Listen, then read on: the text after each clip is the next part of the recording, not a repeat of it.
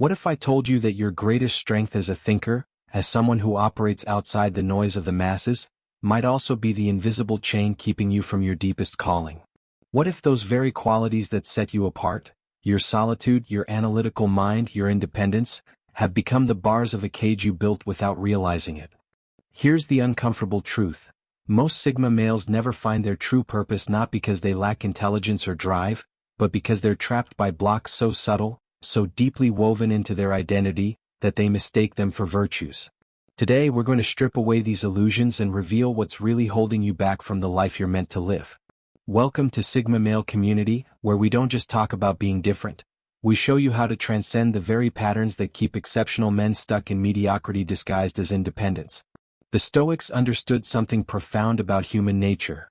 Our greatest strengths, when taken to extremes, become our greatest weaknesses. Marcus Aurelius himself warned against the trap of believing we have complete mastery over our destiny while simultaneously isolating ourselves from the very feedback and connections that refine our understanding. As Sigma males, you possess extraordinary capabilities for deep thought, strategic analysis, and independent action. But these same gifts can transform into invisible prisons when they're not balanced with wisdom, vulnerability, and purposeful engagement with the world around you. The path to discovering your true purpose isn't found in further isolation or more complex analysis. It's found in recognizing and dismantling the sophisticated defense mechanisms you've built around your potential. 1. The echo chamber trap. That sanctuary of solitude you've cultivated, that sacred space where your mind can roam free without interruption. It has become something far more dangerous than you realize. While others drown in the chaos of constant social noise, you've created the opposite extreme. A chamber where only your own thoughts echo back to you, creating the illusion of insight while actually starving your mind of the very friction it needs to grow. You analyze situations with laser precision, strategize potential outcomes with methodical thoroughness, and philosophize about life's deeper meanings with genuine intellectual rigor. But here's what you've missed. All of this mental activity is happening in a closed loop, where your own biases, blind spots, and limitations go unchallenged because they're the only voice in the room. The Stoic philosophers, despite their emphasis on internal focus, understood that wisdom emerges from the collision between inner reflection and external reality. Epictetus spent years teaching students, not because he needed validation, but because he recognized that ideas untested in the crucible of other minds remain fragile and incomplete. Your echo chamber feels safe because it protects you from the discomfort of having your carefully constructed worldview challenged, but this safety comes at the cost of genuine discovery. Purpose isn't a destination you can reach through pure introspection.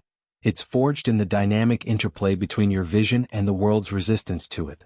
When you only hear your own voice, you mistake the sound of your own thoughts for the voice of truth, and you remain trapped in cycles of analysis that feel productive but lead nowhere. 2. The Armor of Invulnerability. You've constructed something far more sophisticated than simple emotional walls. You've built a complete defensive system that operates with such precision that even you don't fully recognize its presence. This isn't the crude emotional numbness of someone who's been hurt too many times. This is the refined armor of someone who has learned to deflect genuine connection while maintaining the appearance of engagement. You can navigate social situations with competence, even warmth when necessary, but there's always a part of you that remains untouchable, unassailable, safely locked away behind layers of intellectual analysis and strategic distance. You've convinced yourself that this emotional fortress is simply mature boundary setting, but in reality, it's preventing you from accessing the raw, passionate fuel that ignites true purpose. The most insidious aspect of this armor is how it masquerades as strength while actually weakening your capacity for meaningful impact. Purpose rarely emerges from sterile logic alone. It's born from the messy intersection of passion, empathy, pain, and hope. When you keep your emotional core locked down, you cut yourself off from the very experiences that reveal what matters most to you. You become an observer of life rather than a participant, analyzing the human experience from a safe distance while missing the vital information that comes from being fully present in it. The Stoics spoke of virtue as the highest good, but they understood that virtue without feeling is mere performance. Your armor may protect you from disappointment and hurt, but it also shields you from the profound moments of connection and purpose that make life worth living. The tragedy isn't that you can't feel, it's that you've become so skilled at deflecting your own emotions that you've forgotten what they're trying to tell you. 3. The perfection paralysis loop. Your standards aren't just high, they're weaponized against your own progress, creating a sophisticated form of self-sabotage that feels like dedication to excellence but actually functions as avoidance behavior. You've convinced yourself that waiting for the perfect plan, the ideal circumstances, or the flawless execution is evidence of your commitment to quality, but this perfectionism has become a prison that keeps you perpetually preparing while others with inferior plans are actually building meaningful lives.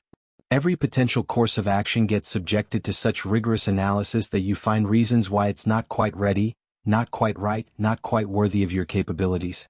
You polish and refine ideas until they become abstract perfection rather than tangible reality. The cruelest irony is that your pursuit of perfection has made you less effective, not more.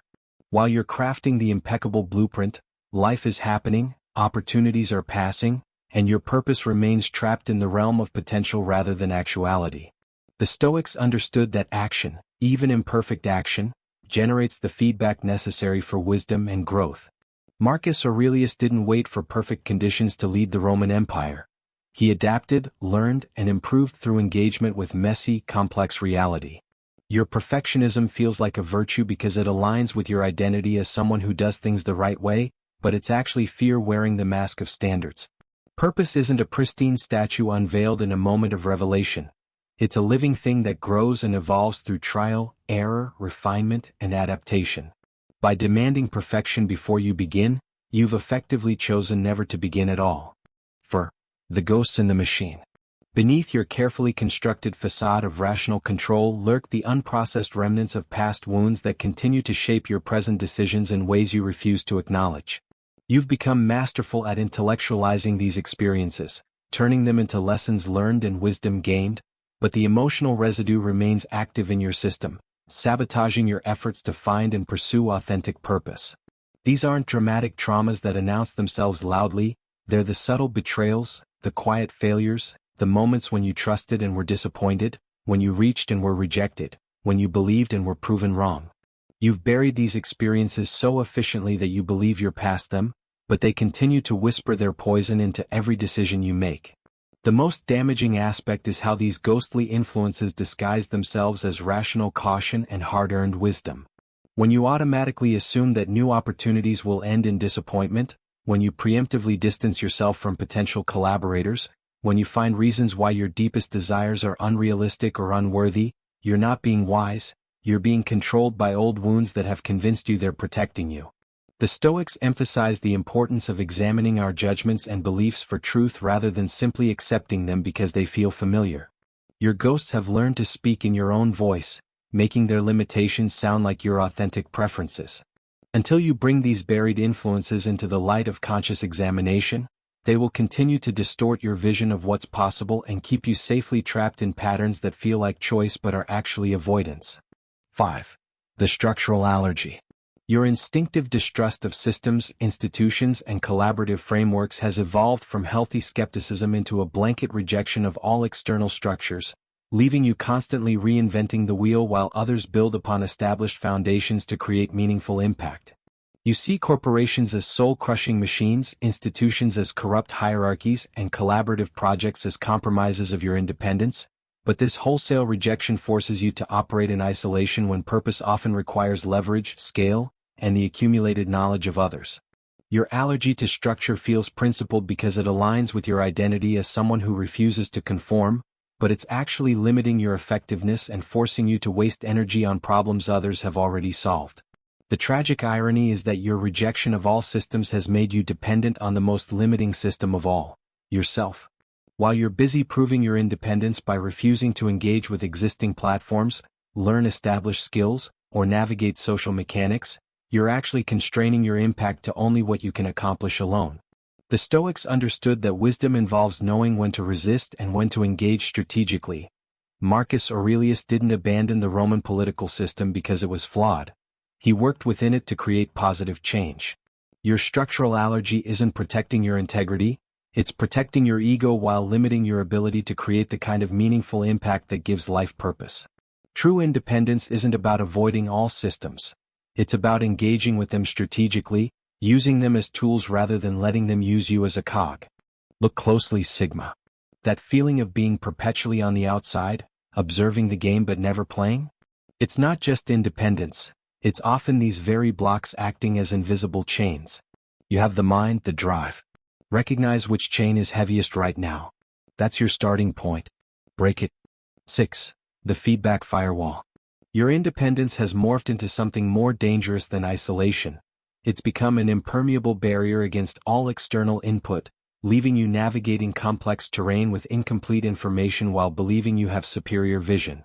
You've constructed a sophisticated filtering system that automatically categorizes most feedback as irrelevant, biased, or inferior to your own analysis.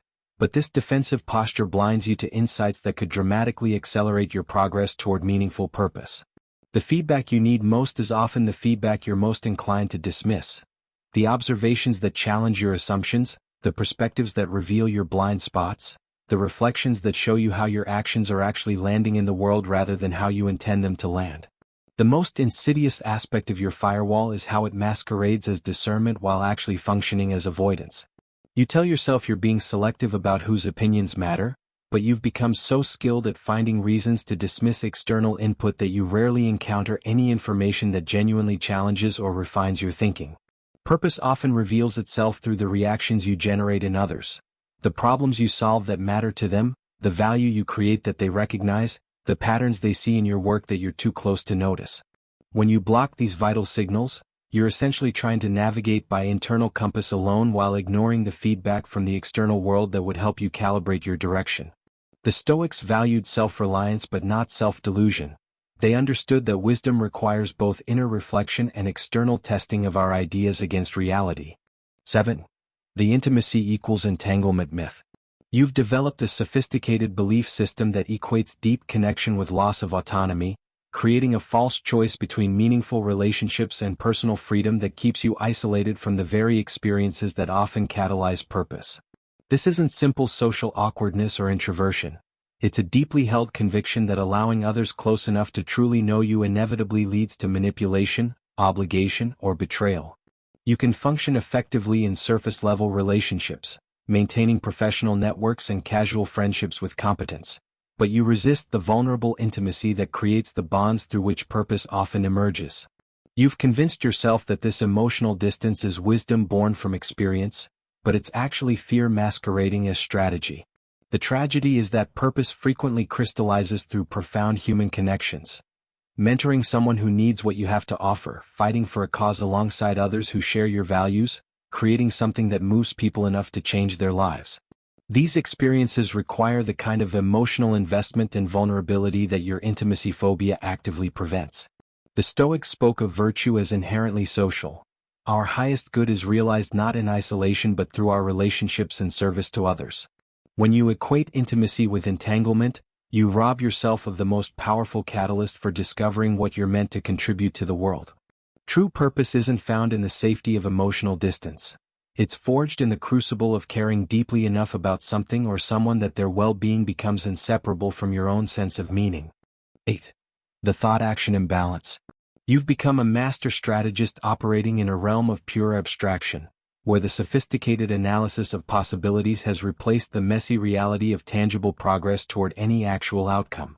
Your mind is a powerful engine capable of dissecting complex problems, modeling potential scenarios, and constructing elegant theoretical frameworks, but this intellectual prowess has become divorced from the physical world where purpose must ultimately manifest. You think about thinking, analyze your analysis, and strategize about strategy, creating layers of mental activity that feel productive but generate no real-world momentum. You've mistaken the map for the territory so completely that you've forgotten the map is only useful if it guides actual movement. The cruel irony is that your exceptional thinking abilities have become an obstacle to finding purpose rather than a pathway toward it. Purpose isn't a problem you can solve through pure cognition. It's a dynamic reality that emerges through the interaction between your intentions and the world's response to your actions. Every day you spend refining your mental models is a day you could spend testing those models against reality and learning from the feedback. The Stoics understood that wisdom without action is mere philosophy, while action without wisdom is mere movement, but they clearly emphasized that the goal is wise action, not perfect planning. Your thought-action imbalance has trapped you in the planning phase indefinitely, where you can maintain the illusion of progress without risking the disappointment of imperfect results. Until you break this cycle, your purpose will remain a beautifully constructed theory with no connection to lived reality. 9. The rebellion without a cause. Your identity has become so thoroughly defined by what you reject, oppose, and refuse that you've lost touch with what you actually stand for, want to create, or believe deserves your commitment. This isn't conscious contrarianism. It's a more subtle pattern where your sense of self-worth has become dependent on maintaining your position outside mainstream culture, conventional wisdom, and traditional paths to success. You know exactly what you're against but struggle to articulate what you're for beyond vague concepts of freedom, authenticity, and independence. Your rebellion feels purposeful because it requires constant vigilance and decision-making, but it's actually reactive rather than proactive, letting others define your direction by simply choosing the opposite path. The most limiting aspect of this pattern is how it constrains your options to whatever isn't popular or conventional, regardless of whether those alternatives actually align with your deepest values or potential contributions. You're not choosing your path based on where you want to go, you're choosing it based on where others aren't going, which is a fundamentally different and far more limiting approach. The Stoics emphasize the importance of having a positive philosophy to guide your actions rather than simply reacting against what you dislike. Marcus Aurelius didn't define himself by what he opposed but by what he sought to embody and create.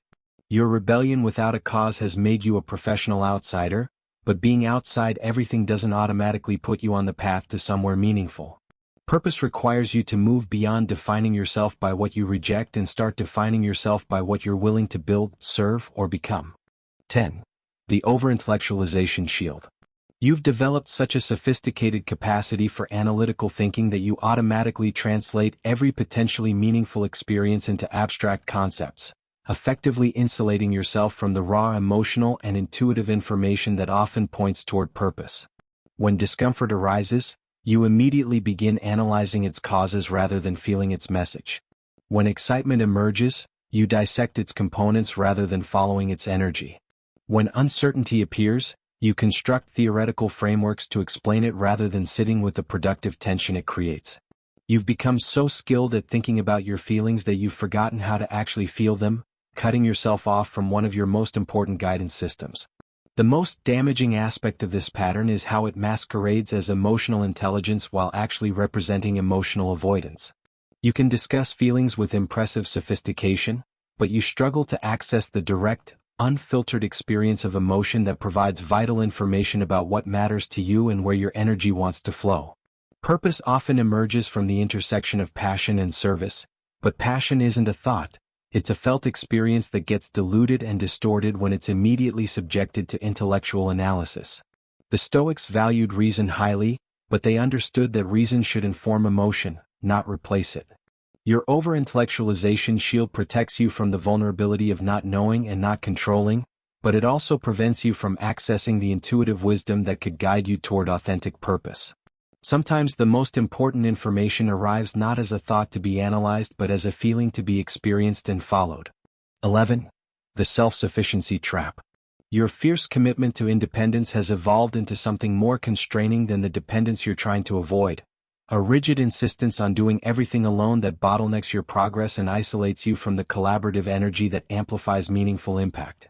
You've internalized the belief that needing anything from anyone diminishes your worth as a self-reliant individual, so you refuse help, reject mentorship, and avoid partnerships even when they would dramatically accelerate your movement toward purpose. This isn't practical independence. It's ideological purity that forces you to reinvent solutions others have already developed and tackle challenges that would be easily overcome with the right support or guidance. The tragic irony is that your self-sufficiency trap has made you less effective, not more autonomous. While you're struggling to develop skills that others could teach you quickly, learning lessons that others could help you avoid, and solving problems that others have already mastered, you're actually wasting the very freedom you're trying to protect. The most accomplished people throughout history have understood that true strength lies not in doing everything yourself but in strategically leveraging the knowledge, skills, and resources of others to create something greater than what any individual could accomplish alone. The Stoics valued self-reliance but not self-isolation. They understood that human excellence is fundamentally social and that our highest achievements emerge through virtuous collaboration with others. Your self-sufficiency trap isn't preserving your independence. It's imprisoning your potential within the narrow constraints of what you can accomplish without help. Here's what separates the Sigma males who find their purpose from those who remain trapped in sophisticated forms of self-sabotage: the willingness to recognize that their greatest strengths have become their most elegant prisons. You have everything you need to create profound meaning and impact in this world: the analytical capability to see through superficial solutions, the independence to forge your own path, the depth to contemplate what truly matters. But these gifts must be wielded with wisdom, not wielded against yourself. The path forward isn't about abandoning your nature as a Sigma male. It's about refining it, sharpening it, and directing it towards something worthy of your capabilities. Each of these 11 blocks represents a distortion of a genuine strength, a virtue that has been pushed to an extreme where it becomes a limitation. The echo chamber can become selective solitude. The armor can become appropriate boundaries. The perfectionism can become genuine excellence. The structural allergy can become strategic independence. Every block contains within it the seed of its own transformation. Your purpose isn't waiting for you to become someone else. It's waiting for you to become more fully who you already are, but with the wisdom to use your gifts in service of something greater than your own comfort and safety. The world needs what you have to offer, but it needs the unleashed version, not the constrained version that's been playing it safe behind these sophisticated defenses. If this resonates with you, if you recognize yourself in these patterns, then you're already closer to breaking free than you realize. Recognition is the first step toward transformation. The question isn't whether you have what it takes to find your purpose. The question is whether you have the courage to dismantle the barriers you've constructed around it. Subscribe to Sigma Male Community and join the brotherhood of men who refuse to let their strengths become their limitations. Hit that notification bell because we're just getting started on this journey of transformation. Like this video if you're ready to stop being your own obstacle and start being your own catalyst. Comment below and tell us which block hit closest to home. Your willingness to be honest about these patterns is exactly the kind of vulnerability that breaks them. Share this with another Sigma male who's ready to stop thinking about purpose and start living it. The community you build around this work becomes the foundation for everything meaningful you'll create. Your purpose is waiting. The only question is, are you ready to claim it?